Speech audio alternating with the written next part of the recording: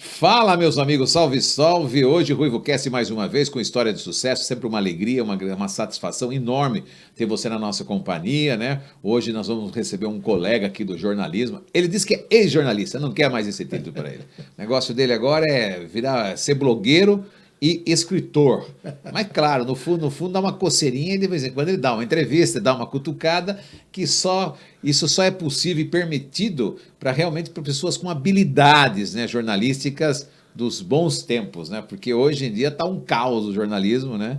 Os estagiários hoje assumiram as redações como editores, né, das colunas aí, enfim, mudou-se totalmente a forma de escrever e de como analisar uma notícia. Mas o jornalismo antigo mantém-se, pelo menos na memória desses bons profissionais que nós temos, inclusive na cidade de Sorocaba. E um deles você vai conhecer agora, muito conhecido, respeitadíssimo, na chamada você já sabe quem é, mas que eu vou apresentar para vocês daqui a pouquinho, depois da nossa vinheta. Sejam bem-vindos ao RuivoCast História de Sucesso.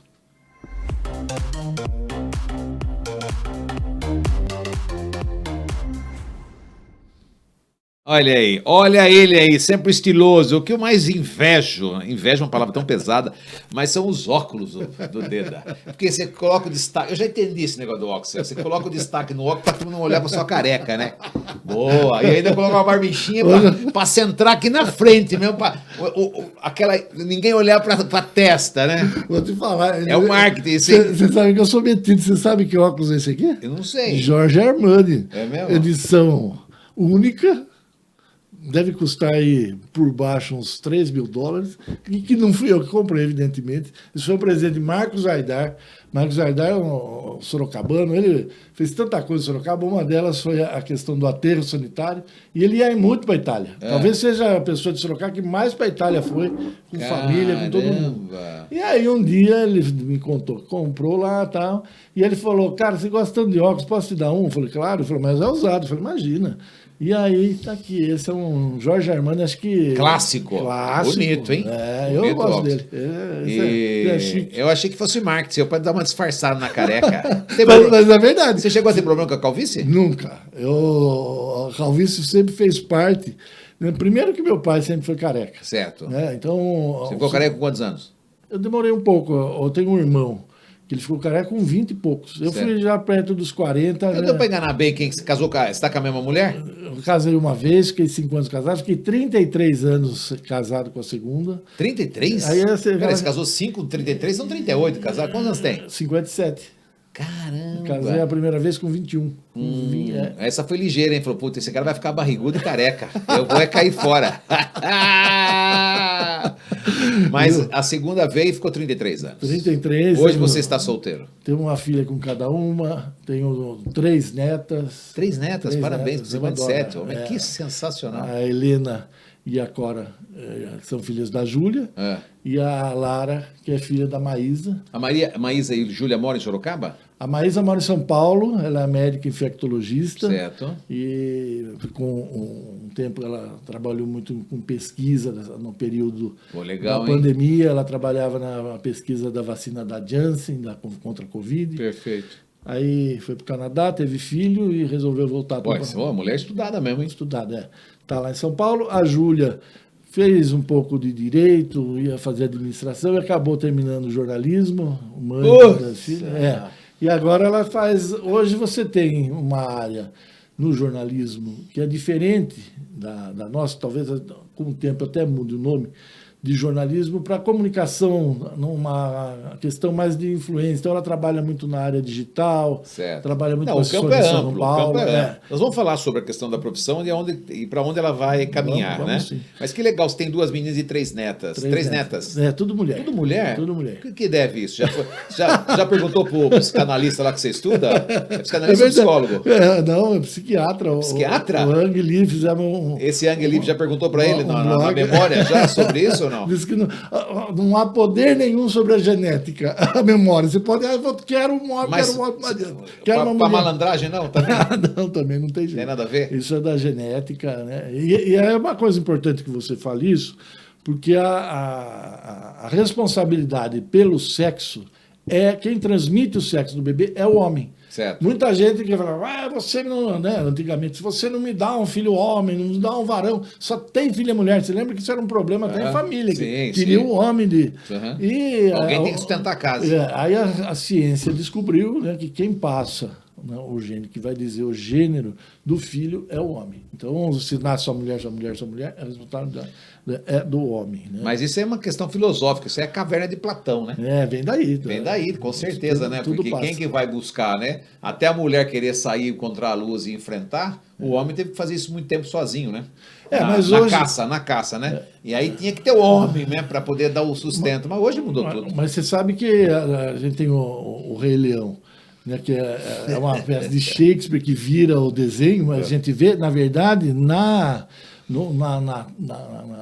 natureza, né, quem manda ali, quem sai para caça é a mulher, sempre foi. Né? E aí o homem, ele é aquele, por ser mais forte, ele dava segurança, é o que guardava a fortaleza, é que não deixava os inimigos chegar, ele protegia. Protegia, protetor. Mas quem ia no dia a dia pegar comida lá era a mulher, sempre foi. E a gente teve, né, os momentos da história, e hoje a gente vive um momento onde a mulher, né, ela tem um papel, né, predominante, eu acho que cada vez mais no ambiente social, né, não só na questão do estar trabalhando fora, mas no questão de dentro da família. E eu acho que quem está meio confuso no seu papel é o homem. Né? O homem sempre foi o provedor, sempre teve um papel definido para ele. Hoje ele não tem muito esse papel definido. Hoje você vê muito menino, né, adolescente, que ele não sabe muito qual que é dele. É por isso que você vê muito filho cada vez mais querendo ficar na casa dos pais. Porque tem ali a proteção, tem ali um conforto, sabe qual é o papel dele ali de filho, mas se ele ser o protagonista é mais difícil. Essa questão do comportamento da família hoje mudou muito, mas boa parte disso também é culpa dos pais das gerações recentes, né? Que pensaram em dar tudo para os filhos, né? Protegendo aquilo que eles não tiveram, que nós não tivemos, né? Mas que nós vamos buscar. Mas enfim, não vamos entrar nessa seara, senão vamos ficar muito louco nessa seara. Você é sorocabano? Sorocabana, Vila Santana, Vila da Santana. Gema. Zona norte ali. Na verdade, ele é o primeiro bairro do Além Linha, né? Você mora lá ainda? Não, eu mudei, eu construí lá no extremo, quase de Jorge Wetter, fui morar lá no meio do mato, né? E estou lá ainda. Você gosta do mato? Já gostei mais, né? Por que agora gosta menos? Porque como essa atividade ela é mais urbana?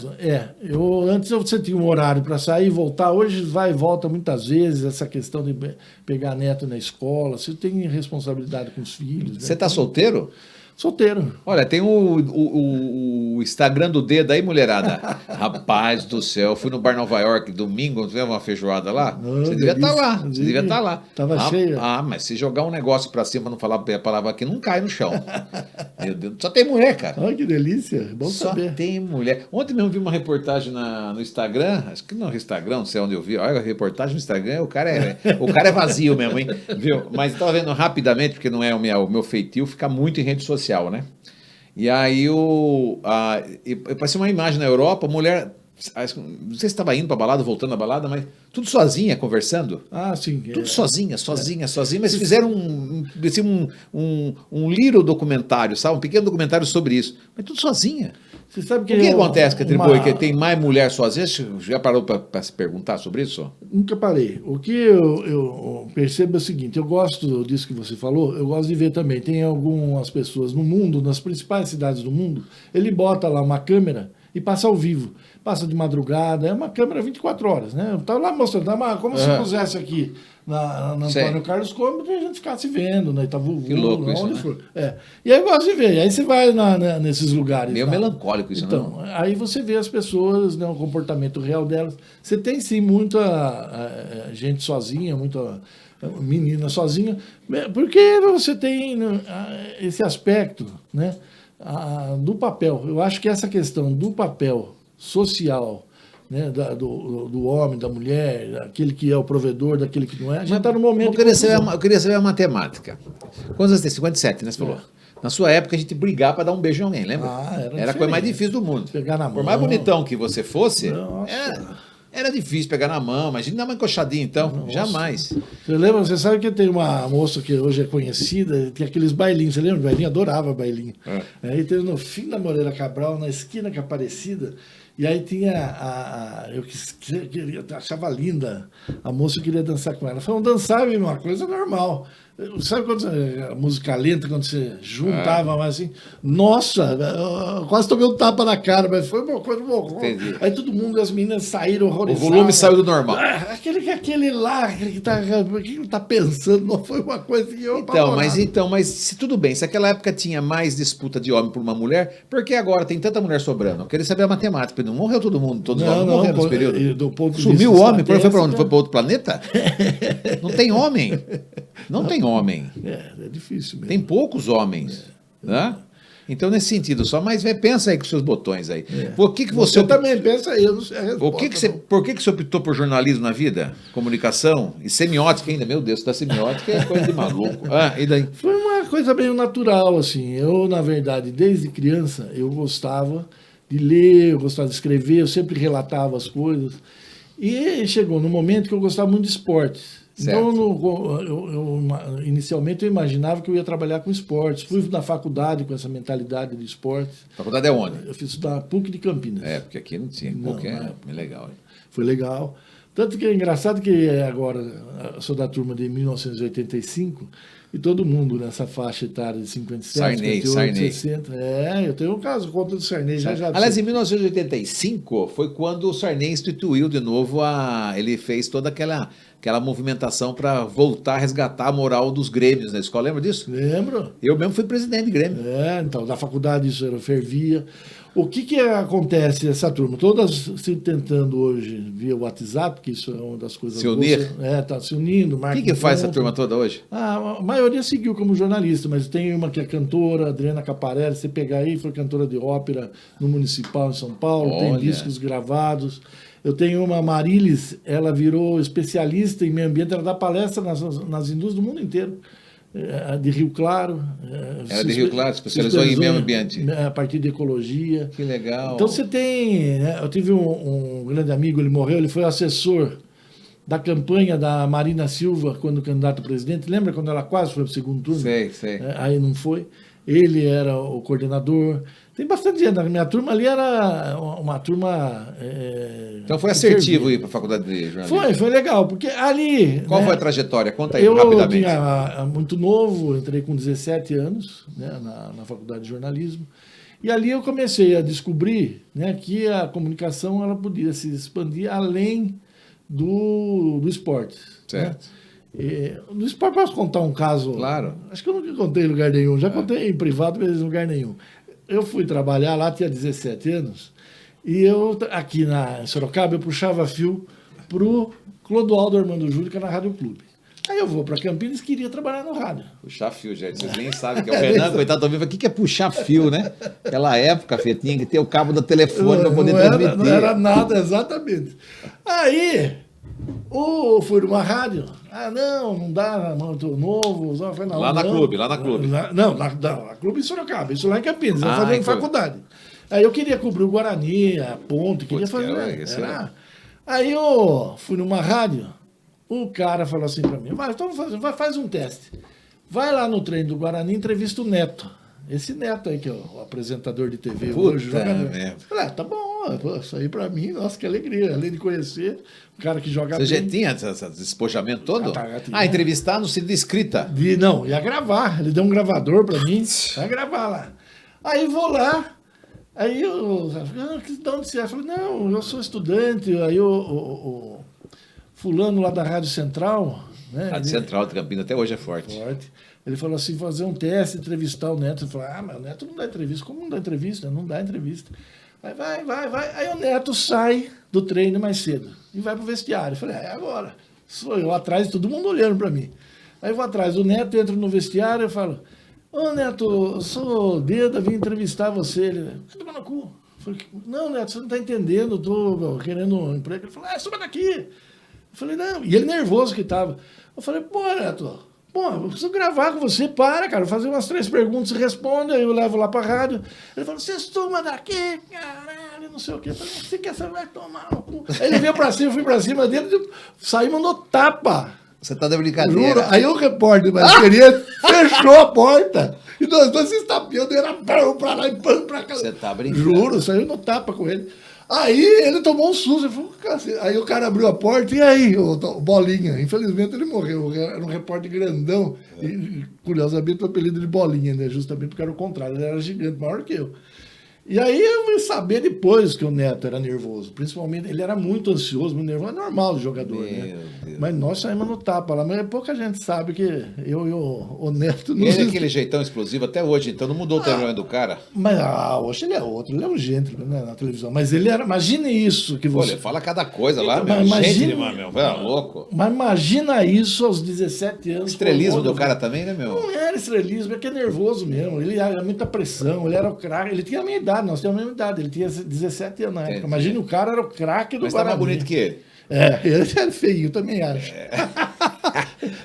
Ele usa uns óculos nada a ver, né? O cara podia ter um óculos chique daquele e usa Podia uns mesmo. óculos feios. Mau gosto, né, filho? Viu? Quem disse que dinheiro tá atrelado a bom gosto? É verdade, tem Viu? isso também. Você sabe qual que é o princípio da inveja? Não. A inveja é a capacidade de eu poder invejar algo que você tem capacidade de comprar ou de vestir ou de harmonizar qualquer coisa, que mesmo tendo dinheiro eu não tenho essa capacidade inteligível, entendeu?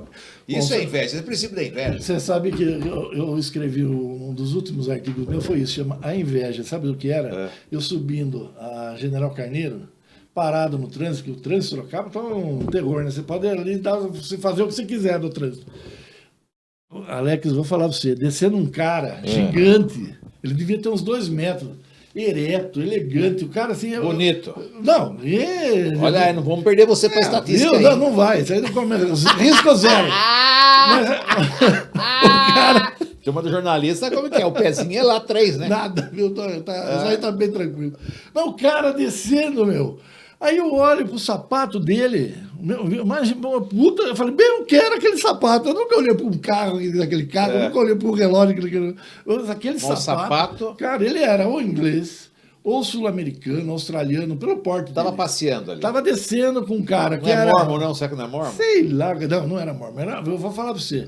Que sapato, certeza que aquele feito em Milão, à mão, costurado, sabe? Você tem um olhar, né? Dedinho azul, né? Eu gosto de... Coisa boa. De sapato e óculos, eu vou falar. Você gosta, sua paixão. Eu Entendi. gosto. Sapato e óculos. Eu gosto de óculos também, mas gosto mais de relógio. Então nunca tive, tem bastante... Meu pai era um que gostava de relógio. Que engraçado, né? E aí eu Mas gostava. por que você olhou? Por que não falamos do cara? Por que eu não fui atrás do Não, cara? por que nós falamos do cara? Porque ele estava falando justamente dessa coisa que você falou, de olhar, a gente está falando do óculos Do Neto. Mau gosto. Tá, entendi. Você deu uma excelência disso aí. Enfim, aí eu tô lá para Campinas. Aí vou lá, Não deu conseguiu certo, entrevista, não. daí perdeu o emprego. O Zé Desidério trabalha na rádio, me esnobou lá. Já falei isso para ele mais uma vez, nosso querido Zé Desidério aqui de Sorocaba. Ele trabalhava lá? Era na outra rádio, da Cultura. Ele era narrador, mas nem deu bola para mim. Quem foi bacana comigo? Zé Desidério um baita repórter, não era? Ele tem uma história. Até hoje, eu preciso trazer esse cara aqui. Traga, ele tem uma, de ponto de vista de vivência no jornalismo, ele deve estar aí perto dos 80 anos, está desde os 16, seguramente é o mais E a antigo. comunicação dele ele manteve o mesmo. Sim, Ela é uma comunicação de vanguarda, né? Isso. De vanguarda não, como é que fala quando é de vanguarda para frente? Não é retrô, quando é vintage. Vintage. É uma comunicação vintage É dele. isso mesmo. Você sabe quem deu bola para mim lá em Campinas, que foi legal comigo? O Anderson Santos. Está aqui na prefeitura de Sorocaba, foi cerimonial de prefeito. Conhece o Anderson, né? Conheço, Então, ele já era... O que faz o Anderson hoje? Hoje ele é da Câmara... Ele é advogado, não é? Ele é advogado e é da Câmara de Vereadores do cerimonial. Ele é concursado, tem a vida dele. Entendi. Mas na época, você lembra que ele era famoso no rádio, aquela coisa de FM? Mas era e tal? Ipanema. Não, mas ele trabalhava também em Campinas, numa rádio. Ah, é? Eu estava entrando na faculdade, ele já era da rádio lá, ele falava as Caramba, músicas. mais ele velho que você? deve ter um ou Mesma dois coisa. a mais, a gente regula. Deve E ter aí ele te deu 50 atenção lá. Deu atenção, foi super atencioso. Você trabalhou na... esqueci Não, disso. você não trabalhou na Central? Não, aí eu trabalhei numa rádio lá que chama Princesa do Oeste. Aí você lembrou do Sarney? O que era o auge, né? A Central é do Quercia. Central do Quercia. E a Princesa do Oeste é do Sanzone, não, o Sanzone é da Metropolitana. Era um famoso, eu esqueci o nome dele.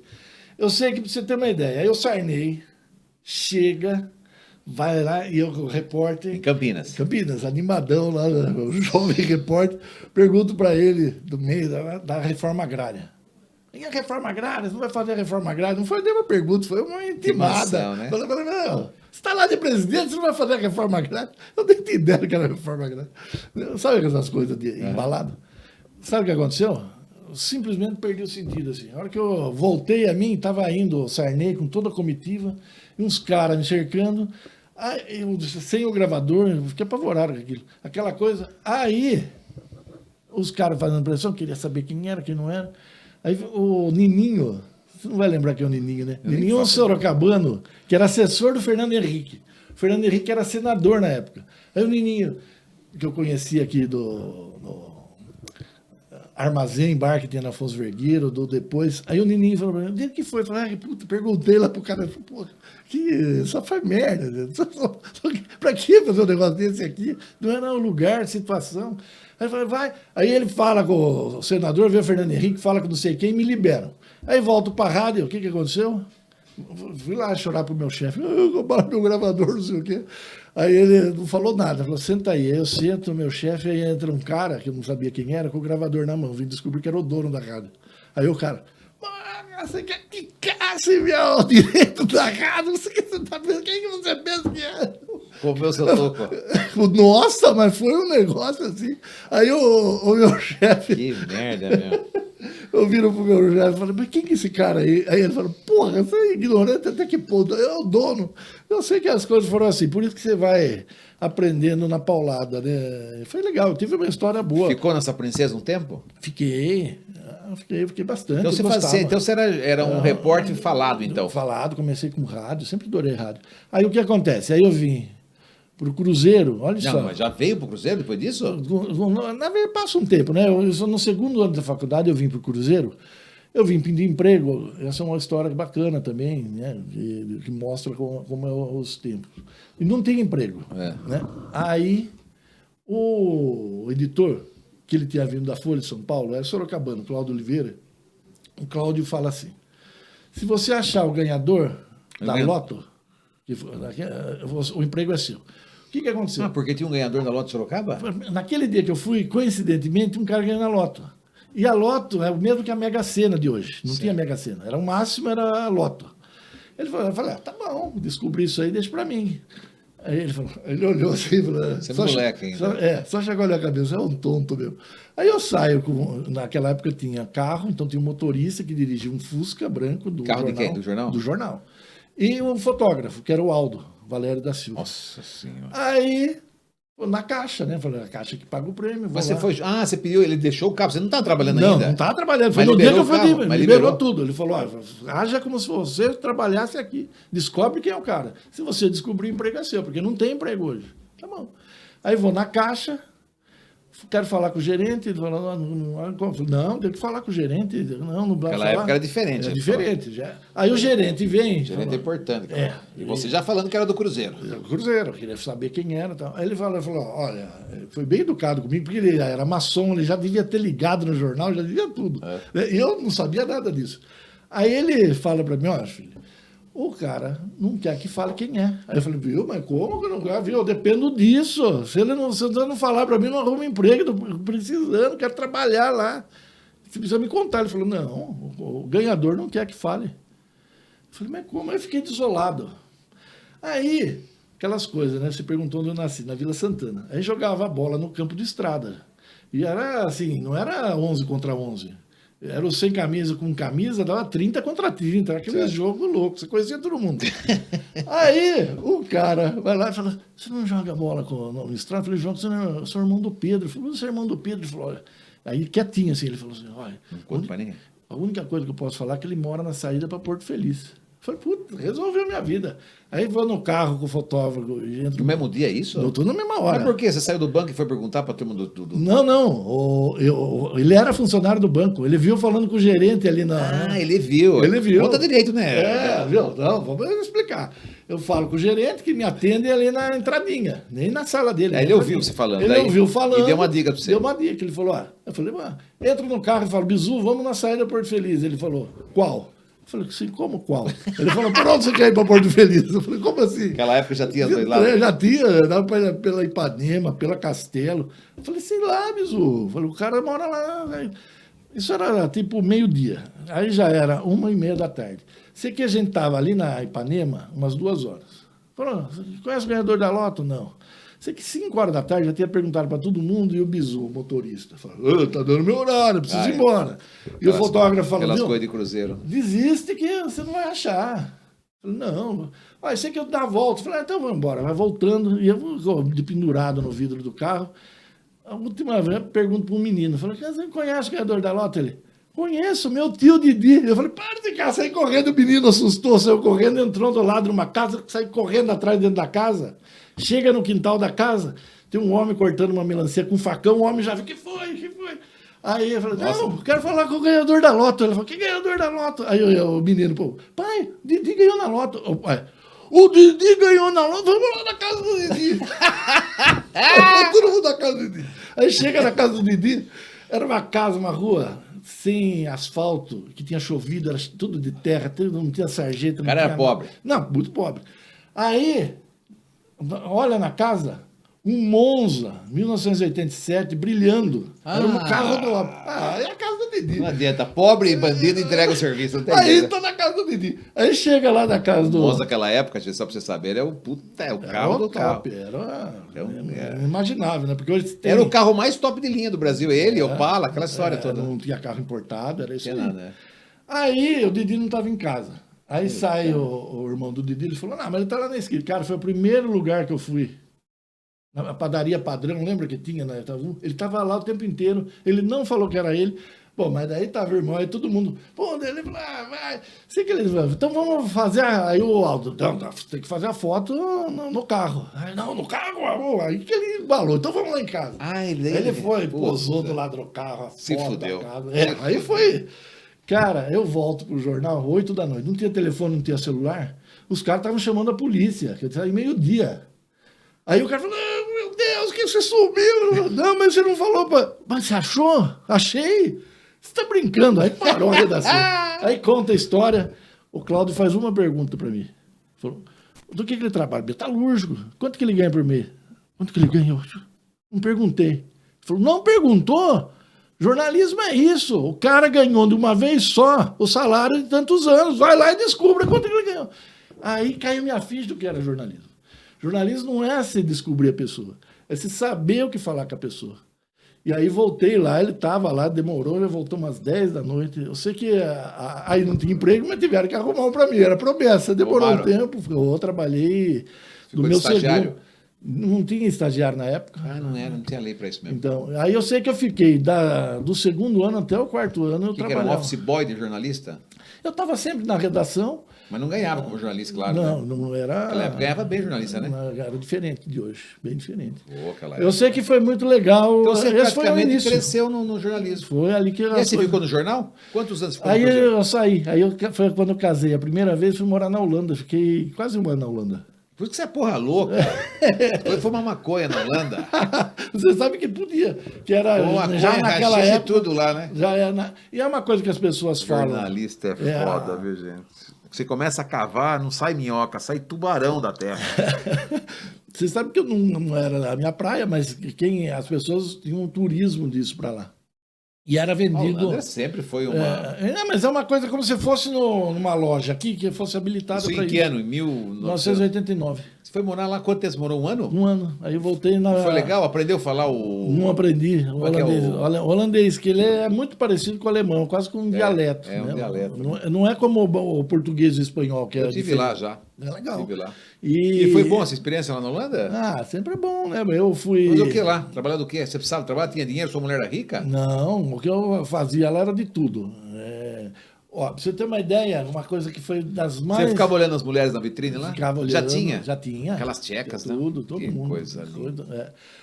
O que mais me impressionou... Era barato? Pagou barato? O que mais me impressionou... Pagou barato? Não consultei. Era casado. O que mais me impressionou é como tudo era organizado lá. A prostituição estava na vitrine, a droga estava na lojinha, a bebida você tinha que fazer um cadastro. Menos hipocrisia, né, filho? Menos hipocrisia, isso só aí, isso. é isso aí. Menos hipocrisia e tá tudo certo. Mas sabe que você perguntou o que eu fazia? Eu fazia de tudo. Como eu tinha feito Senai quando era adolescente, então eu arrumava a torneira de alguém que estava pingando. Ah, você era o Faz tipo tudo, aquele marido de aluguel. Eu não tinha esse nome. Ganhava dinheiro, então. Ganhava, ganhava pouco não. E aí, a coisa que eu mais gostei foi que eu trabalhei, né, depois que vai ter a dimensão do que vem a ser isso, na casa, que era uma casa grande para os... Sorocaba tem casa muito maior, mas para padrões da Holanda, na Holanda é um país tão, vamos dizer assim, mais próximo do social, que você tem empresas multinacionais como a Philips, a Shell, onde o funcionário mais baixo, vamos dizer, a faxineira, ela ganha 7 vezes menos do que o dono da empresa, né? Que é o CEO. Eu entendi. Isso acontece na Suíça, nos países. Hoje acontece. Não sei se na Holanda é assim ainda, mas na Suíça se mantém isso. Pelo menos o padrão de classificação baixa tem direito, pelo menos, a comer uma vez no mesmo restaurante que vai o presidente uma vez por mês. Exatamente. O cara pode comer todo dia, mas uma vez por mês ele pode ir. Exato. E aqui no Brasil o cara não pode nem passar na frente. Não passa nem na frente. Aqui hoje a diferença de salário chega a ser 30 vezes. Mas de uma escala baixa, porque se for um CEO mesmo. Isso aí com os bônus. Mas lá. Mas enfim, época, aí eu trabalhei na casa de quem? Da chefe do Museu de Van Gogh. Eu ia até perguntar se você conhecia o museu lá. Nossa, não só o museu, como eu conhecia todo aquele. Trabalhou uma mulher descolada, então. Nossa, foi fantástico. Uma museóloga ou curadora? Museóloga, curadora, ela era tudo, era diretora, nem lembro qual era o cargo dela, mas era algo assim. Então isso foi muito. É chique. Foi legal. Você trabalhava com ela? Trabalhava com Você ela. Fazia o que? Era mordomo? Era um faz tudo. Era alguém que. Na casa dela? Na casa dela. Com o quê? Uns 3 meses lá? Na casa dela foi isso, uns 3, 4 meses. Legal. E aí você conheceu o museu? Conheci o museu, conheci o que você imagina. O que eu gostava era. Indústria de diamantes. O que eu gostava, o que mais. Eu ia bastante na Antuérpia. Eu fui algumas vezes para Antuérpia, que eu adoro a cultura judaica, então ia para a Bélgica, né, em Antuérpia, você tem isso muito vivo. Mas o que eu gostava mesmo da Holanda era de ir no Conservatório Real de Haia, que é o maior do mundo de música antiga, uma coisa fantástica. Capital, né, da Holanda. É a capital administrativa. Você tem a política e a administrativa, né? A política é Amsterdã, acho que tem algum outro país do mundo que também tem 2 capitais. Né? O George Bush visitou o pai, visitou as ruas tudo cercado, eu lembro tudo isso, de ver ele perto, assim. Eu lembro que em 89, nunca tinha ouvido falar de celular. Um dia eu vi uma pessoa no carro falando no negócio, falei, mas o que é aquilo? Eu quero falar, um negócio que está vindo aí, eles são da Suécia, eram da Ericsson. Estavam visitando umas coisas assim que você vai marcando na vida, né? Aí voltei, por N razões, né? Mas a minha primeira mulher tinha ficado grávida, eu queria estar aqui, então a gente voltou. Aí eu voltei, pedi emprego no Cruzeiro, comecei a trabalhar. Conseguiu? Sim. Aí fiquei de 90... Todo ano era promovido para alguma coisa, até que eu cheguei, acho que em 91, não lembro, editor-chefe, aí fiquei 6 anos de editor-chefe. Editor-chefe já em 91, quantos anos tinha?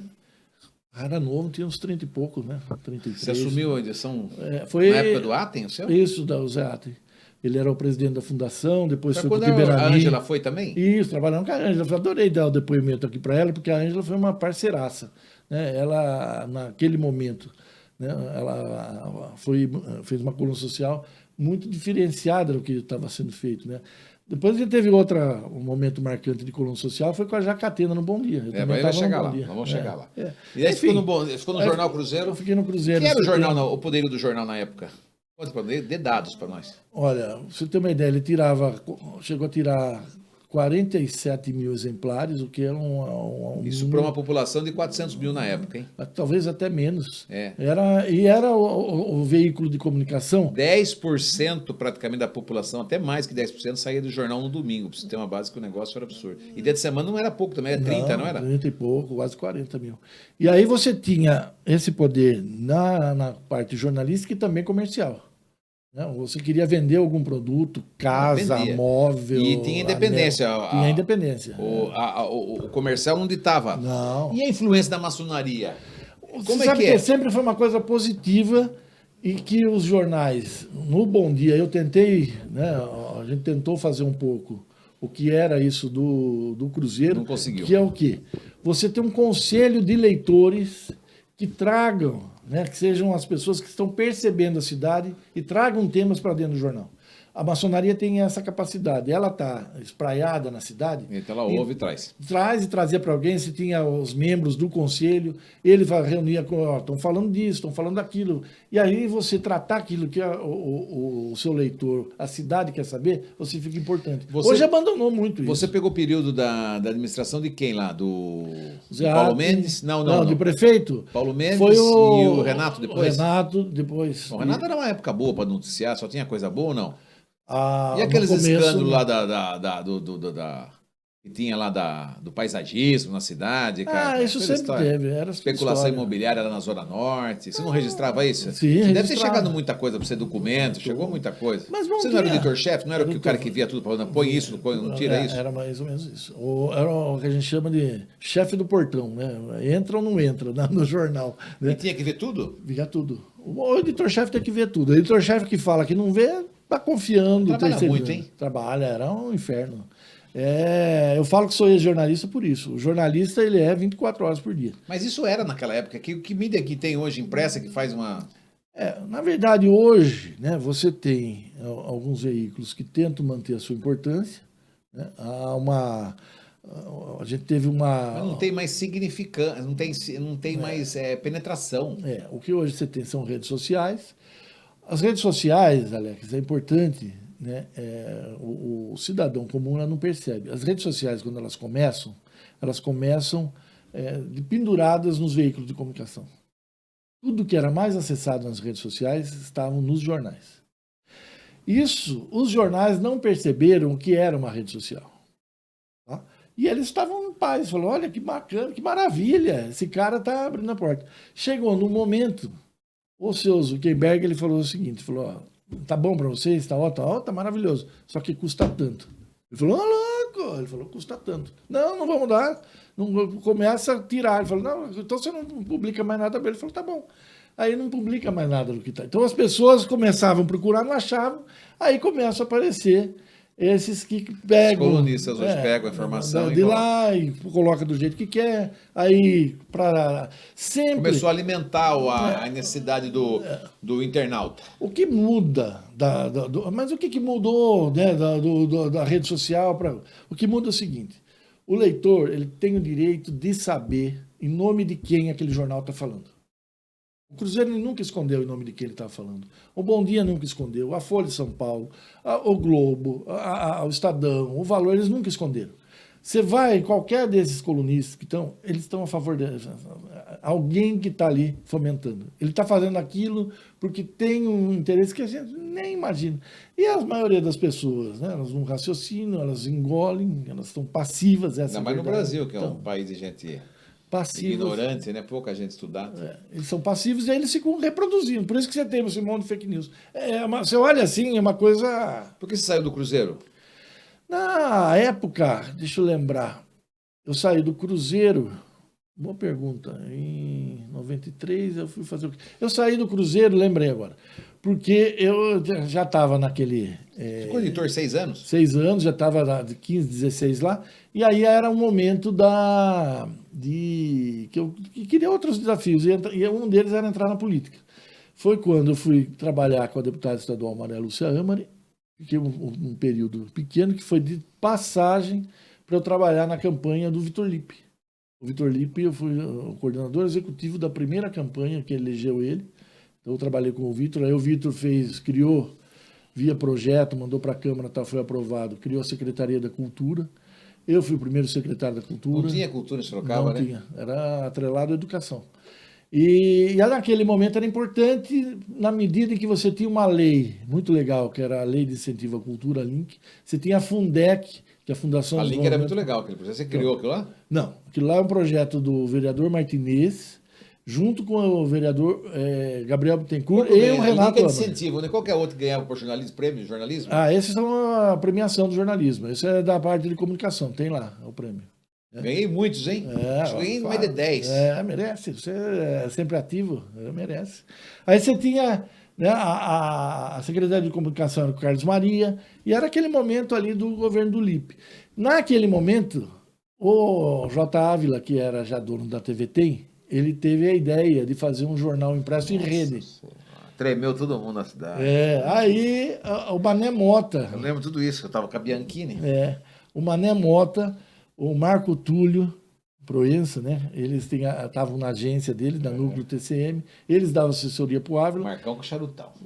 E eles que me indicaram. Aí eu lembro de todo o processo de seleção, aí o Ávila.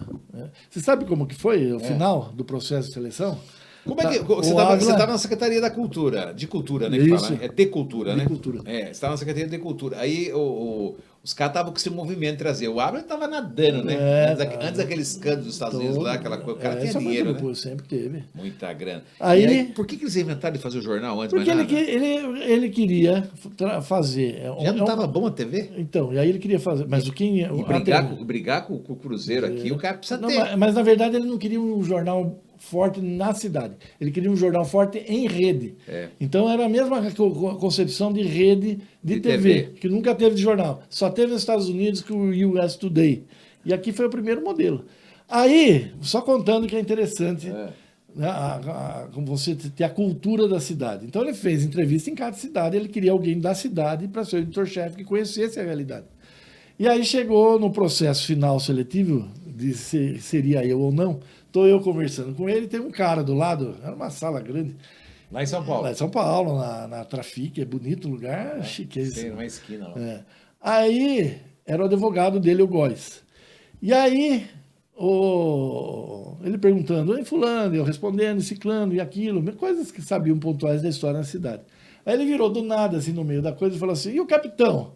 Falei, pô, Juca Paz, nota 10. Aí o outro, fez assim, eu vi ele falando, você conhece. Aí eu falei, pô, Juca Paz. Aí contei um pouco de quem é Juca Paz. Pai do meme, né? Pai do meme, né? Da Pink, da Bia. Quem foi Juca Paz? Juca Paz seguramente foi um dos caras mais importantes na história do futebol brasileiro.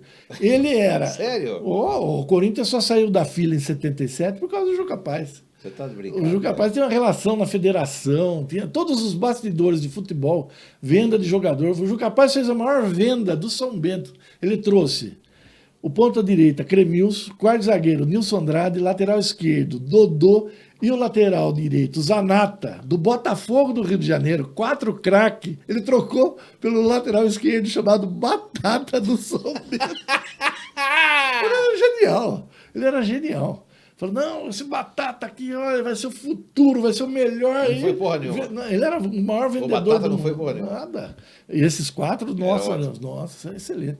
Eu vou falar assim, o Juca era o maior vendedor, envolvido um monte de história, né? Falava o capitão, porque na época, regime militar, ele se passou por capitão. Tem uma história que ele se passou por padre. O Juca tem que trazer o meme. O meme já conta, ele conta uma cerveja com ele e fala do pai dele. É isso. O pai dele foi louco, né? Tabajara. Não sei se é louco. Louco com bom sentido, né? Bom sentido. De atitude. Nesse bom sentido, ele foi.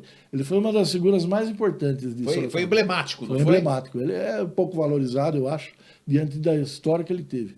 E você conhecia? Conhecia. Até por causa do jornal também, né? Conhecia tudo. Não, aí eu adorava essa coisa, né?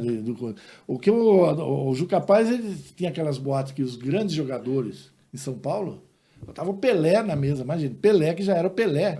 O Juca Paz arrancava o cheque e pagava a conta, não deixava ninguém pagar. Era um cara assim de 1000 histórias. O Juca é fantástico. O cheque podia voltar, mas que ele bancava ali era fantástico. O Juca é 1000 histórias. Que loucura, né? E aí foi por isso que eu entrei do capitão. Por saber quem era o capitão, quem era o Juca Paz. E qual foi a sua relação com o Ávila? Como era o Ávila trabalhar? Olha, fantástico. Eu adorava. Foi melhor que trabalhar com a maçonaria no Cruzeiro? Foi diferente, né? Foram momentos da história diferentes. O seu Zé ele também era para frente, né? Era, muito avançado. Mas o Ávila, ele tinha relações no mundo. Né? O Ávila foi um empresário, né, desse ramo. Futebol, que ele tinha ele contava histórias, relações, coisas assim. E eu caí na graça dele. Eu sempre fui muito atento, sempre fui muito envolvido. Vou contar um caso que o Ávila fazia. Ele ligava tipo 11 horas da noite na redação. né? Ele não ligava na redação, ele ligava no celular da gente, falou, e aí, onde você está? Eu falei, tô aqui, fechando. O que temos amanhã? Temos isso, tal, tal. Bom, tá bom. Ele pegou com o cara de Jundiaí, ele ligou, onde você está? O cara falou, tô aqui na redação. Tá aí na redação. E o que dá tempo amanhã? Ele, mas eu tenho isso. Eu falei, isso aqui não vai sair amanhã? Não, isso nem estamos fazendo, não sei o quê. Ele demitiu o cara, porque ele estava na redação. E o cara mentiu para ele que estava na redação. Teve um caso, ele fez isso com todas as praças, né? E comigo ele fez a mesma coisa. Ele falou assim, onde está? Estou aqui. Ele falou, e a matéria tal? A matéria tal não está saindo. Claro que está saindo. Eu falei, não está saindo. Eu falei, viu? Ele falou você. Eu falei, viu? Eu sou editor do jornal, estou falando para você que não está saindo. Ele falou, tomar no cu, desligou o telefone. Aí no outro dia, ele falou, porra, o que aconteceu? Eu falei, como assim que aconteceu? Não, por quê? A gente fechava o jornal aqui, mas a gráfica era em São Paulo. Ele estava na gráfica em São Paulo. Foi uma edição para São Paulo. E a hora que eu vi essa edição, porque os editores mandavam, eu vi, eu falei, essa merda não vai sair. Eu falei, devolve isso não sai no jornal. Isso não vão publicar isso. Aí voltou de lá e saiu outra matéria. Saiu aquilo que eu tinha falado para ele. Aí ele falou, como que é? Aí eu falei, a edição funciona assim, ela tem um ritmo, e eu sou o último que olha e fala sim ou não. E eu entendi que não. E aí, aquilo lá era começo do jornal, deu uma confiança grande, e ele me tratava muito bem. Até o final, foi muito... Quantos anos ficou lá? 7 anos. Bastante, hein? Você saí uma grana lá, hein, meu? Foi bem. Você ter uma ideia, eu construí, vivi tem uma casa muito grande no Vivendas do Lago, que se você for pensar hoje, né, inimaginável. Muita grana, lógico. Inimaginável. Hoje foi com a grana de lá. Foi com a grana da história inteira que eu estou contando, mas o Ávila, ele valorizava. Ele valorizava todos, né? Mas os chefes, os editores-chefes, eu em particular, não tenho do que reclamar em nada. Agora me conta uma coisa assim, né? A história da Catena, da Jaque na... Muito legal, né? O que era aquela provocação? Por que tinha aquilo? O que vocês combinaram? Qual Qual foi a sacada do marketing tudo isso, hein? Aquilo ali, tem um mentor por trás. Era muito provocateur. Eu era, vamos dizer assim, o cara executivo na prática e a grande personagem, evidentemente, era o Marco Túlio. Não, é o Matinas, né? O Matinas que era o diretor-geral. O Matinas, por que ela tinha a carta branca? Pelo seguinte, o Matinas, o jornal era um jornal sem amigo, sem inimigo. Então o Ávila, ele queria ter influência nas cidades. Ele contratou, ele falou, eu quero ser influente, eu quero que as pessoas me respeitem. Mas por que acharam a Jaque? Quem era a Jaque na história para poder Quem achou a Jaque foi o Marco Túlio também. Do mesmo jeito que ele me indicou, ele indicou a Jaque. Aí ele indica a Jaque, aí você tem um conceito de jornal sendo construído. Porque a Jaque não tinha que ter estômago para fazer aquele negócio lá, meu. Mas aí o Matinas, quem era o Matinas? Ele foi alguém do Projeto Folha, de 1984, que transforma o jornalismo impresso no Brasil. O jornalismo do Brasil veio até um jeito em 84, com o Projeto Folha, os outros jornais também copiaram são influenciados. E ele faz parte daquilo. Aí ele tem toda a história dele e ele vai ser consultor do Ávila. Como consultor do Ávila, ele tinha alguns modelos na cabeça dele. Olha, um jornal, para ser importante, ele tem que ser livre do ponto de vista econômico para falar das ações dos prefeitos e dos vereadores, porque eles vão reclamar. Então isso tinha. O Ávila falou, quanto a isso está resolvido. Tem que ter alguém que fale da vida social das pessoas, que é a questão emocional, é a razão e a emoção. O jornal tem que refletir a razão e a emoção da sociedade. Aí a gente começou e fazia uma coisa mais tradicional. E o Ávila fala, isso aqui a gente não vai a lugar nenhum. Não era a Jaque até então? Não. Isso aqui não vai dar certo. Quem que era? Começamos com a Luciane Fernandes. Luciane Fernandes. Que já era do Cruzeiro, que a gente reproduziu o modelo. Ele falou, não é isso, não vai dar, isso aí não vai... O Matinas era muito claro no que ele queria. Eu acho que ele foi uma puta inteligente. Então foi, nossa. Puta, depois colocava as coisas lá, o nego saía mordendo de raiva, né? O jornal comentava, você viu que a Jaque publicou? E aí virou modelo para as outras cidades. E aí o povo comeu. Nossa, em Jundiaí era o Picoco, acho que era Picoco, eu nem lembro o nome dele, mas era uma figura como a Jaque também, mesma Descia cor. O pau. Não gostava. Você tinha, na verdade, descia o pau. O resumo da história, qual era? Ela ia no coquetel, não gostava, estava mal feito, falou assim, nossa... O resumo da história era o seguinte, Alex. Ela tinha liberdade para escrever. Era um roteiro de novela. A novela das 8, você não tem os mocinhos, não tem os bandidos? E a turma não te ligava para encher o saco? Ligava. O que eu falava para você? Teve algum caso assim muito específico? Não lembro detalhes, mas você tinha casos desde gente que vou cancelar todos os anúncios. Isso era normal. Não quero saber, falou de mim, ou falou mal. E aí você tinha justamente as pessoas do contrário.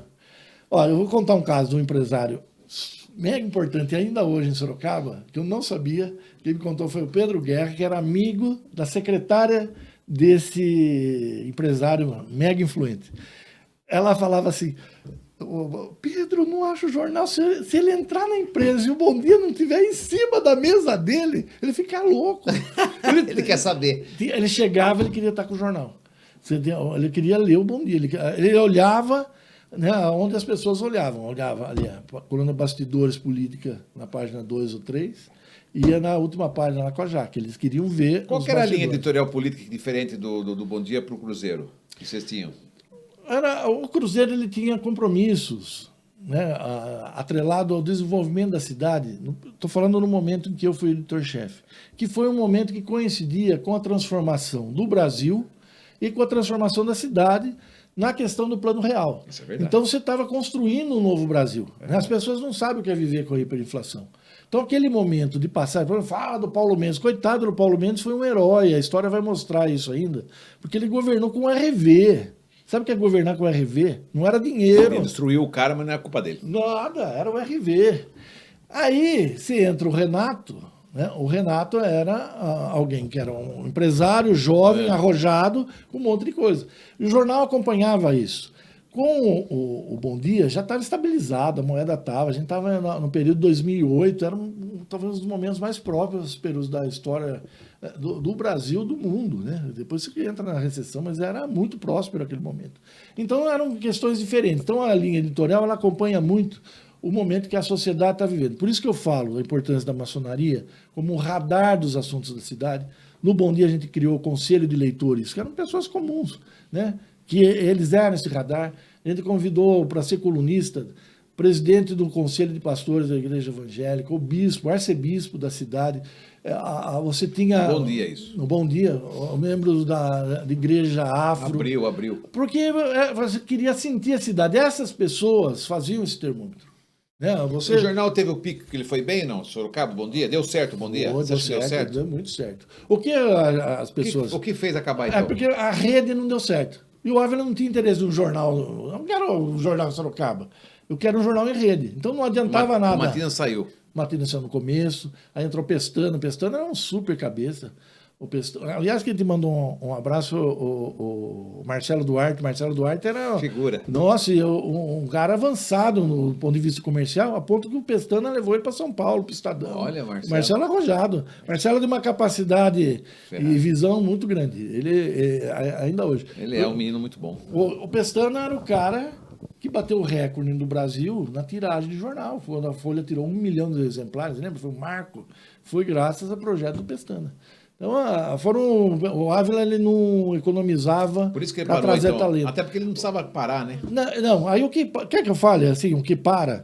O Ávila ele tem uma coisa que eu nunca vi tão acentuado nos empresários, alguns têm, que é um conselho que ele paga, né, de consultoria econômica. Então, pessoas que fazem cenário para ele da economia de 5, 10, 15, 20 anos. Quando chegou em 2010, ele já viu que o jornal ia morrer. Já davam sinais da economia no mundo.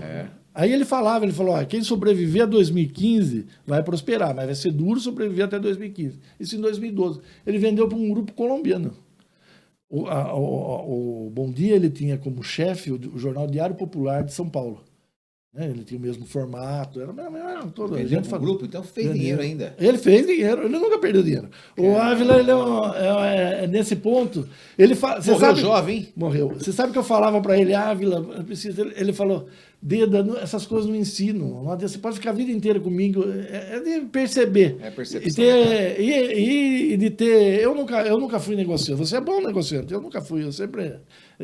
Você é do jornalismo mesmo, né? É diferente. A pessoa tem que ter essa sensibilidade. Eu tenho Qual que é a tua... Só que antes de perguntar essa ideia sobre... Você vai responder depois, né? Se você mais liberal ou progressista, vou perguntar isso para você. Porque o jornalismo sempre tem um viés de esquerda, a gente já sabe disso, né? Não sei se você é dessa, mas você vai responder depois que eu dizer para você, que é o seguinte, que eu estou aqui com o Deda, né? O Djalma Luiz Benetti, excelente, excepcional jornalista, com uma história brilhante, né? Na cidade de Sorocaba, comandou 2 grandes jornais aqui. Enfim, tem uma história que realmente faz acontecer, é também escritor e, enfim, tem um conhecimento muito amplo sobre a cidade de Sorocaba, inclusive dos políticos de Sorocaba, né? E aí você pode ser no nosso canal, na segunda-feira falamos de espiritualidade, cuidamos aqui da questão da conexão sua com o divino. Falamos de vários assuntos, inclusive da transformação planetária que está acontecendo, falamos também de teorias da conspiração e vários assuntos que estão levando a gente para um caminho diferente. Na terça, empreendedorismo, políticas públicas e economia. Na quarta, histórias de sucesso, assim como a do Deda. Na quinta, eu falo com os médicos sobre patologias, as doenças que assolam no nosso corpo físico, né? E o que mais assola em tudo isso é a nova pandemia, que na realidade já está muito maior que Covid e qualquer blá blá blá que falarem, que é a pandemia mental, onde os distúrbios mentais hoje são violentos na vida de vários seres humanos, né? De vários não, de quase 90% dos seres humanos. E na sexta falamos com os arquitetos, batendo papo. De vez em quando traz cultura, uma música, muito raramente. Nós seguimos essa ordem todos os dias fazendo podcast. Se você puder, gentilmente, clicar agora, assinar o nosso canal, comentar e compartilhar essa entrevista brilhante desse historiador aqui da cidade de Sorocaba, nós vamos ficar muito honrados com a tua participação. O nosso objetivo maior é dar informação relevante que agregue na sua vida, de coisas que já aconteceram na cidade, coisas que estão acontecendo, ou coisas que podem transformar a sua vida. Nosso propósito na comunicação é servir você, passando informação que possa ter um crescimento físico, mental e espiritual. Tô bem. Tô falando bonitinho? Nossa, você tá chique. Tô chique? Arrebentou. Se tivesse uma rádio, você me contrataria. Total. Essa Nunca me convidaram para trabalhar numa rádio Sorocaba. Não é fiquei possível, 20 anos na por quê? televisão. Não sei. Nunca convidaram, mas também, viu? Viu? Mas viu? Enfim, Sorocaba tem que ser estudada na comunicação ainda, né, Dedá? Você sabe do que eu tô falando, né? Nem faz. Você tem que ser estudada aqui. Viu, o Deda? Você é mais liberal ou progressista? Você sabe que eu sou, do ponto de vista econômico, eu sempre fui liberal. Eu acho que as pessoas têm que assumir as suas responsabilidades nas coisas. Eu sempre fui muito crítico nessa questão das bolsas. Eu acho que é um exagero. Começou com Bolsa Gás, Bolsa não sei o quê, com o governo Fernando Henrique, depois vira Bolsa Família com o Lula. Você não gosta que dê ração pra galera? Eu acho que eu nunca fui muito a favor disso, nunca gostei. Agora, eu sou, do ponto de vista... Mas se dá uma ração atrelada ao emprego, ficaria bom, né? Mas a questão é a seguinte, você tem que dar dignidade para as pessoas. Eu sempre fui a favor disso, né? As pessoas elas precisam ter dignidade para entender que aquilo que ela conquista é muito melhor do que aquilo que ela ganha. Eu sempre... Mas isso é óbvio, né? Mas a gente, em algum momento, em alguma situação tão extrema, as pessoas começaram a ajudar, isso foi se expandindo. Só tem um jeito, educação. Eu vou ter que falar um episódio, né, que aconteceu na Rádio Ipanema, a gente acabou não falando, mas o dedo da questão nasce ali. Nossa, nasce ali, não falamos do dedo da questão ainda, né? Então eu falei disso aí, tem muita coisa para conversar, que você tem que trazer você de novo aqui, viu? A gente veio. E ali, eu me lembro, foi um cara que estava orgulhoso, fazendo a 20º evento de moto dos motoqueiros de Sorocaba para arrecadar alimento, para dar não sei o quê. Falei, cara, faz 20 anos que está dando, não chega, você arrecadou no primeiro, no segundo, você vai continuar dando para esse cara a vida inteira, ele não vai fazer nada. Por isso que eu sou contra dar esmola para o cara no semáforo. Você está mantendo o cara no semáforo. Entendi. Mas para você não significa nada, mas para ele ou ele vai estar bebendo, ou ele vai estar comprando algum tipo de droga. Então, eu sou meio... Como que ajuda, então? Com educação. Eu entendo que a educação... Mas esse sistema falido nosso? Ela é transformadora. Então, transformar o quê? O nosso QI 87 para baixo? Então, mas você não consegue, né, fazer nada se não for através, né, da educação. De um sistema onde prioritariamente esteja uma coisa chamada leitura. A matemática... ela desenvolve um ramo do cérebro muito importante, é fundamental, questão lógica, mas a questão da interpretação de um texto, de se entender o que se está falando, né, de saber o que se está levando para frente, eu acho isso fundamental. Então, hoje, você tem que ter um choque de realidade na escola pública, né, porque na escola particular as pessoas vão bem. A verdade é essa, né? A gente criou um abismo. Quem tem a chance de ir para a escola particular... né? Deu uma clareza um pouco melhor, né? É muito melhor. A pessoa ela tem ali toda a proteína desde bebê, ela vai aprender, ela vai se desenvolver. Né? Você tem outras questões de valores, mas a partir do momento, né, que você tiver, né, eu entendo isso, né, as pessoas lendo, porque as pessoas, mesmo na escola particular, elas leem pouco. Eu falo ler literatura mesmo. A literatura ela é um campo do conhecimento onde a visão, né, do que a gente viveu é o grande terreno fértil daquilo que a humanidade vai ser. Né? Então, tudo que o mundo viveu, ele passa pela literatura em algum momento da história. Então, tem que ter mais literatura para a gente revolucionar o país. Não é dando cesta básica. Na minha opinião, não é dando cesta Então básica. você não é progressista. Na verdade, assim, eu entendo. O progressismo é paternalista. Então, se você pensar desse ponto, Eu sou contra pra tá? caramba. Eu também Eu sou. gostei, o único sistema que eu gostei um pouco que o Bolsonaro fez na questão. Bolsonaro ele erra não, muito. ele erra muito, mas nesse caso foi o seguinte: quer Bolsa Família? Então tá bom. Então mostra que está empregado e tem a Bolsa Família. Porque aí o cara começa a trabalhar. O cara tem a bolsa, mas porque você dá a Bolsa Família para quem está desempregado, o cara não quer trabalhar. Mas nessa parte, eu estou falando nessa parte, querido. Né? Não vamos entrar em cena, não vamos entrar nessa cena. Vamos entrar nessa cena. Vamos entrar nessa cena. Vamos mudar. Mas deixa eu te falar uma coisa. Eu preciso trazer você aqui para a gente falar mais. Eu quero que você dê um panorama geral depois, por uma volta aqui, para nós falarmos da questão Chegou da ao final já? Não vai chegar ao final, senão vai ficar muito grande isso aqui. Então chegou ao final. Então, Viu? tá bom. Não, Não daí você deixa volta. muito grande, senão a pessoa não escuta. Não, assiste. escuta, assiste, mas assim, claro que está muito agradável a conversa. Obrigado. Que daí, por isso que eu estou, senão eu já tinha cortado, não tinha convidado mais. Tem isso. Mas Ô, eu não vou entrar na questão política para você falar um pouco da seara local, local. O Crespo esteve aqui, você viu a entrevista do Crespo? É legal. Mas ele foi bem na história, ele foi manso. Ele não, eu só perguntei que nota ele dava para o prefeito, ele deu uma nota de síndico para o prefeito e avaliou mal a Câmara. Né? Agora, sobre a questão, sobre o D da questão, você vem contar essa história para a gente hora que depois. você quiser. Eu quero saber o que aconteceu nos bastidores. Você teve lá teve um programa de rádio, vamos falar da sua profissão ainda. Vamos. Você foi criar a ideia do D da questão, que hoje é um blog, mas começou na rádio Ipanema. Isso. O que parou? Por que parou? Aí é uma questão muito pessoal do Kiko ali. Né? O que ele tem muito um viés só ou não? O Kiko? Não. O que a gente tem que entender é o seguinte: quando eu fui para ali, naquele momento. Ele é o dono da bola, a bola é minha, joga agora o que eu quero. Então, ali naquele momento. Dono errado tem essa mania, sabia? Que eu fui para a rádio, né? Eu propus o programa para ele, ele falava assim, ele falou, mas será que vai dar certo? Não tem assunto para isso. Eu falei, como que não tem assunto? Não tem. Passa aqui na mãozinha que está precisando ficar cheira um pouquinho. Isso, faz assim. Olha que delícia. Claro, filho. Então cuida bem dos meus entrevistados. Gostei. Delícia mesmo. Olha. E aí? Uma empresa de Sorocaba, viu? Olha, faz baratinho os olhos lá, viu?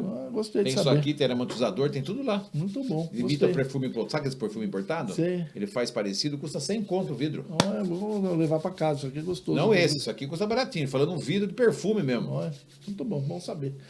Ali, o que vai para a rádio? Aí ele fala, então vamos experimentar. Eu ia de segunda, quarta e sexta durante 10 minutos.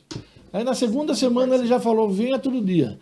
E depois ia ficar 10 minutos, ficava meia hora e ficava...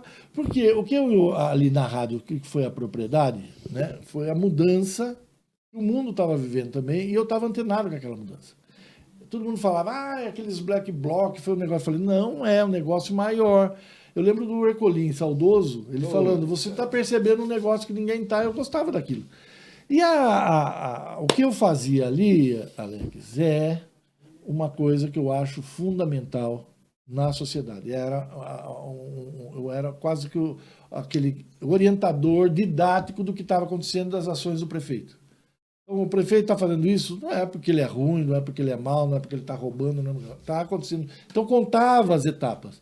Aquilo as pessoas elas começaram a descobrir um mundo maravilhoso ali, entendeu? E aí você pergunta por que acabou, né? Acabou porque ali, né, foi no limite da questão do prefeito Crespo, então havia um embate do Crespo com a própria rádio, da rádio com o Crespo, do qual eu não... Era um embate deles. O que era?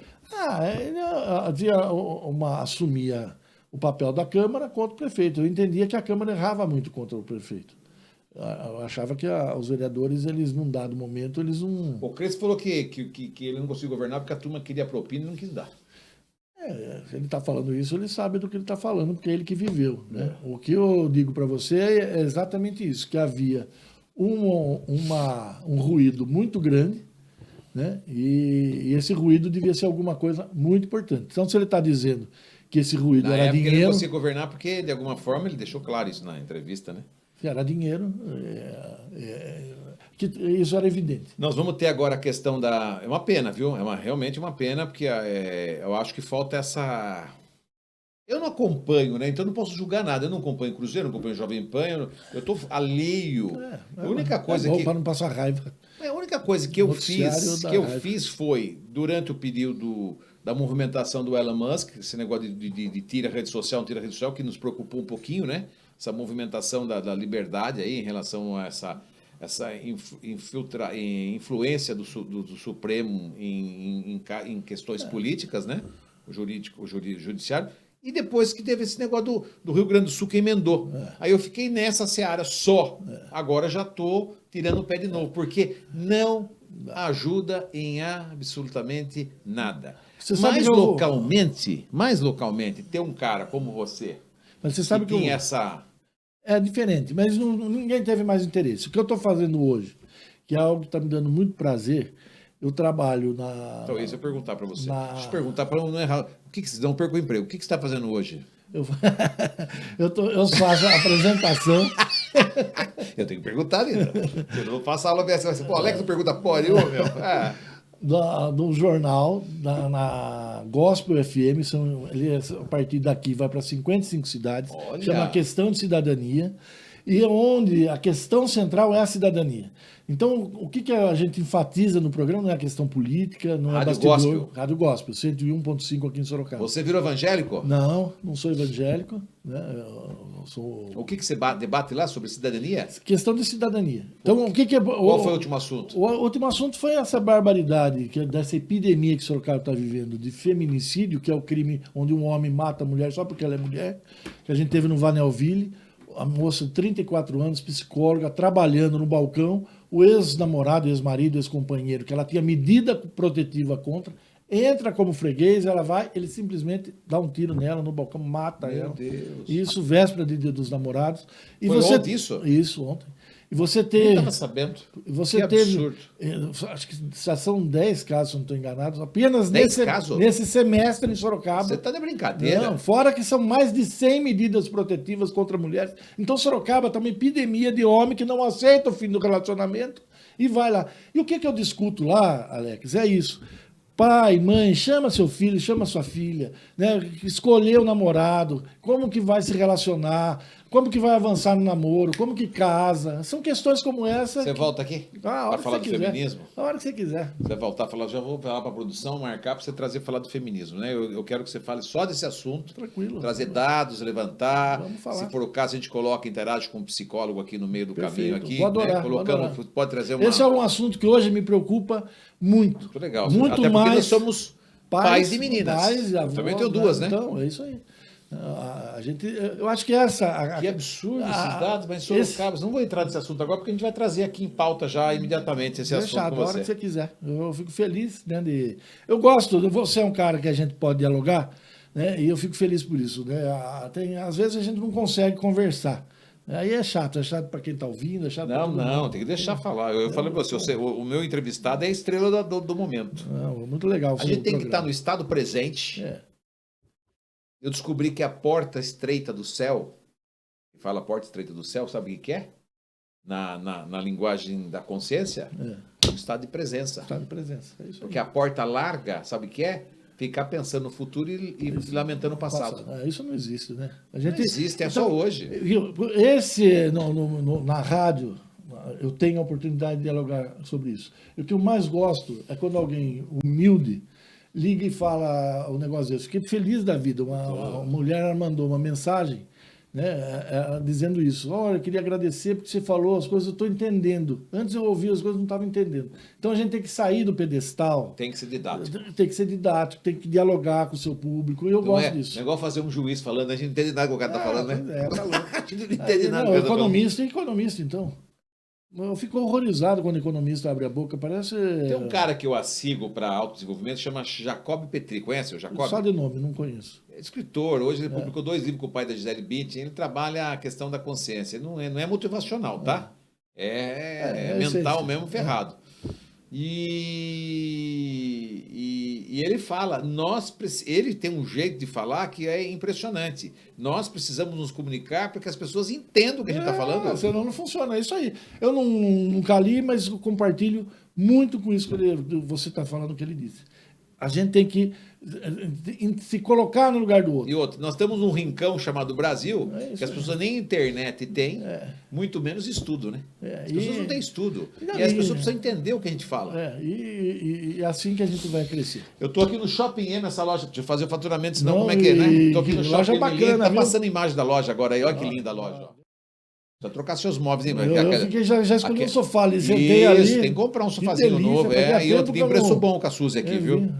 Você conhece a Suzy, né? Me tratou bem. Então, você pode chegar aqui, tem produtos maravilhosos, preços excepcionais no Shopping M. E a linha de planejados, que é a mais rápida do Brasil, da região, com 35 dias de entrega após a assinatura do projeto aprovado. Então tem planejados, toda a linha de cozinha, closet, banheiro, armários, para a parte empresarial também, e a linha de móveis, que é indispensável e com alma. São móveis com alma por quê? Porque são móveis que duram, e eles têm 26 anos de mercado, então eles têm os melhores fornecedores da indústria moveleira do Brasil, aqui com o Shopping M, que tem custo-benefício extraordinário, tá bom? Aproveitando também, eu quero emendar e apresentar para vocês, o Deda gosta muito de óculos, né? Eu tô aqui com a Zeiss você conhece. Essa aqui é a lente Zeiss. Você não é tonto. Olha a Zeiss, a loja nova abrindo na Barão do Tatuí, tá ali, que você não tá vendo aqui, Deda, mas tá ali, ó.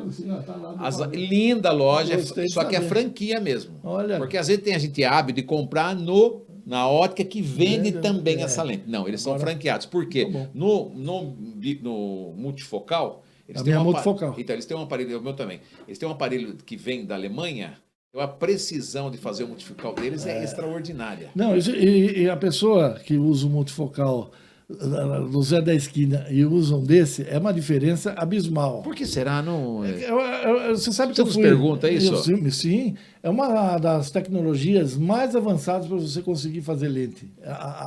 Ângulo, corte, junção das coisas é fantástico. Qualquer dia mostra a fábrica ali, o torno deles, né? É legal demais. Então, é impressionante. E é gostoso falar de marcas que quando a gente fala, a gente sabe que pega o entrevistado que tem nível aqui, o cara sabe do que ele está falando. Viu?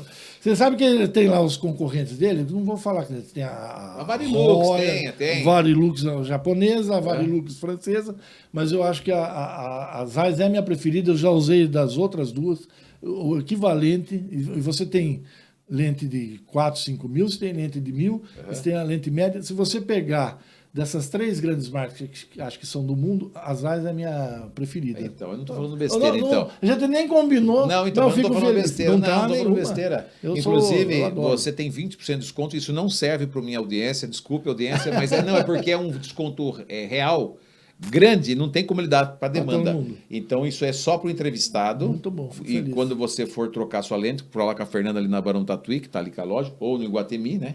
Que eles têm a franquia lá do lado. E eles são os proprietários da Officer, né? Daquela rede Officer lá. Bacana. E aí eles têm essa franquia. Então, quando você for precisar trocar lente, tem 20% de desconto, né? Não é que você gosta de bonito, que você óculos lindo seu aí. Eu tenho 3 óculos. Tenho um redondinho, um mais quadrado. E a gravata borboleta? Essa eu abandonei. Agora eu estou na camiseta. Eu fiz... depois dos 55, eu achei que fiquei mais jovem. Você achei que eu fiquei bonito? Eu acho que eu fiquei bonito. Tá com uma verde. Esse verde agora tá super em voga, isso aí, né? Isso aqui, você sabe que eu sou azeitona, chato. né? Você sabe que eu vou falar para você. Eu não sou o cara... Tá combinando o cara, tá ornando aí, como diz. Ornou. Por que a palavra ornou a gente não usa mais? Eu uso. É porque você é antigo, né? Eu sou antigo. Ornou. Você sabe que essa aqui é uma camisa... Eu vou falar, eu sou metido também. Não é qualquer camiseta, é uma pima. Sabe o que é pima? Ah, vou saber. É um tipo de algodão. Ah, aquele muito peruano? peruano. Ah, aquele chique. Melhor do que isso é só o egípcio, mas que ele não faz assim. Olha, é bom mesmo. Essa aqui tem um Tá custo certo. maior, mas o benefício torna esse custo. Eu gosto de usar muito menor. linho. Ah, aí é A demais. linha é chique, né? É, linha chique. Mas não é para qualquer um. Você tem que ter alguém que sabe lavar, que sabe cuidar. A linha não é uma camiseta que você Não, não. enfia na máquina e pronto. Quanto mais Mas você que lava o branco, mais branco ele fica, né? Mas não é que é chique, é chique. Eu gosto de linha também. Linha descolada. Que bom. Olha, eu queria continuar. Ele que fez aqui, olha, em branco não sai? Esse é o primeiro, dissertação de mestrado. Meu Mestrado que você primeiro livro. fez. Ele fez também mestrado em comunicação e semiótica na Isso. PUC. Estudar semiótica, pelo amor de Deus. Só pra gente inteligente. Minuto de silêncio, reunião de habituários. Obituários, né? Obituário é o nome que a gente dá no jornalismo para a publicação sobre a morte de alguém. Então, a pessoa morreu, você vai contar a história dele em poucas linhas no jornal. É uma das coisas mais lidas no jornal. E na Era internet. obituário, né? É, obituário. Ainda hoje as pessoas querem E saber. eu lia também, viu? Eu Ah, gostava de ver quem morreu. Pô, demais, Foi né? Judiação morreu, esse aqui Morreu do quê? É. Principalmente se a pessoa é conhecida. O que o Bom Dia Como é que a trouxe? gente sabe hoje quem morreu? Do mesmo jeito que Como que a gente sabe que alguém morreu? Tem que entrar no app da O Céu? Do céu, é isso mesmo. Do Memorial Park, do Parque. Você sabe como que o céu cresceu?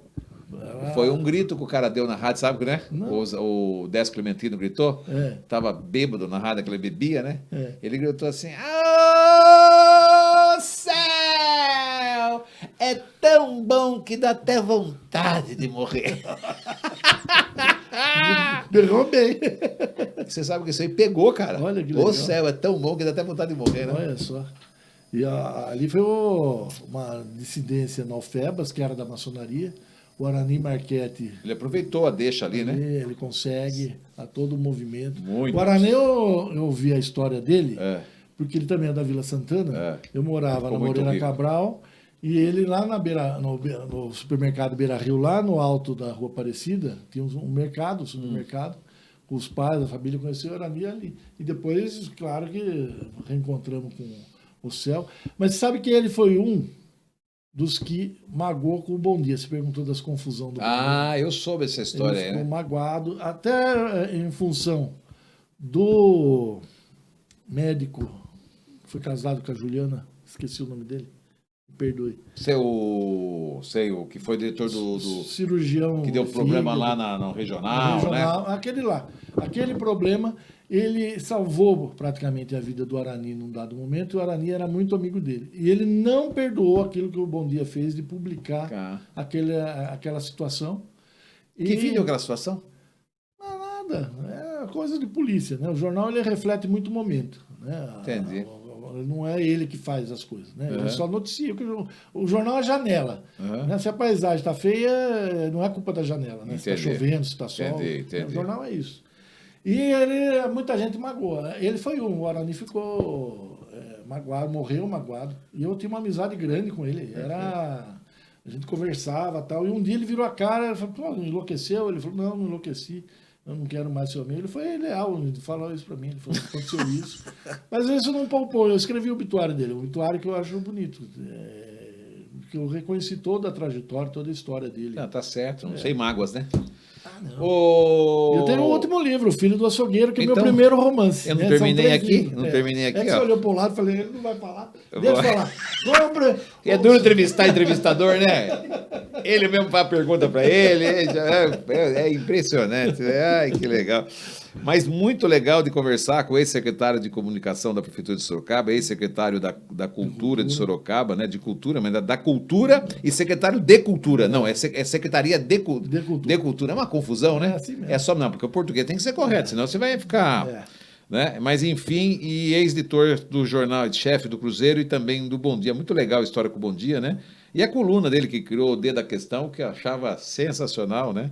E ele ficou ali no meio do fogo, né? Entre a Jaque, o Crespo, Câmara Municipal. Foi uma época louca, né? Foi quente. Foi bagunçado em Sorocaba, né? Foi bom. E vou trazer o de novo para falar, eu quero falar do feminicídio, eu quero também aproveitar a época política para ver se você dá uns aconselhamentos para a gente aí, Claro, né? tranquilo, No se ar, quiser. sobre postura, né? Falar do prefeito, falar aí dos vereadores, o que nós vamos ter aí para frente, dos pré-candidatos. Diz que o Bala vai ser candidato pelo partido PL, do PL. Bolsonaro. Será que vai mesmo? Eu acho que na toada de hoje, sim. Mas até o momento da decisão, pode ser que não. Pode ser que não, né? Algo definitivo, não. Perfeitamente. E... Você sabe que a Michele Bolsonaro... O Bolsonaro eu não sei falar para você, mas a Michele eu sei, eu falo para você. Ela telefonou para a Cirlange, para a primeira-dama. Ah, é? Falou, Cirlange, resolve essa situação do PL aí, junta com o PL, vamos fazer uma coisa só. Por que não entra? Aí quando eu vier aqui eu conto. Garoto. Vamos finalizar então e dizendo o seguinte, o que vai ser a nossa humanidade aqui para frente, na sua opinião? Eu acho que se a gente se voltar para o livro, para a literatura, vai ser uma coisa... Ah, vá. Tô falando. Você está onde? Está morando no Japão? Eu acredito. Você vai me contar. Eu acho que há uma boa chance... A internet deixou a turma preguiçosa ainda. Mas do mesmo jeito que ela deixou preguiçosa, ela é uma possibilidade para as pessoas voltarem àquilo que é importante. Deda, parabéns pela sua história, extremamente simpático, nasceu para comunicação mesmo, de fato, entendeu? Espero que você brilhe cada vez mais. Obrigado pela oportunidade de estar aqui com a gente. Foi uma alegria. E receber, contar um pouco da sua história. Sempre tenho muito respeito pela sua história, por tudo que você fez, né? E quando a Priscila deu a dica, falou, você topa, eu falei, na hora, vai adorar conversar com o Alex. Muito bom. Conversar com o seu público. E você tá bonitão. Obrigado. Certo? Agora tá aí o Deda, aí o Instagram do Deda, @deda.benet, para as mulheres hoje, dia dos namorados, aproveitar. Ainda dá tempo de mandar um oi rapidinho, mas manda com a foto, hein? Se tiver desocupado hoje à noite, umas 20 horas, vamos lá, né? Pronto. Você deu match, né? Então um date. Prazer, meu Obrigado, querido. viu? Luz e paz para você. Amém. Assine nosso canal, faça parte da nossa comunidade. É um prazer ter você aqui no Ruivo Cast, hoje conversando com Djalma Luiz Benetti, vulgo Deda. Um abraço e até amanhã. Tchau.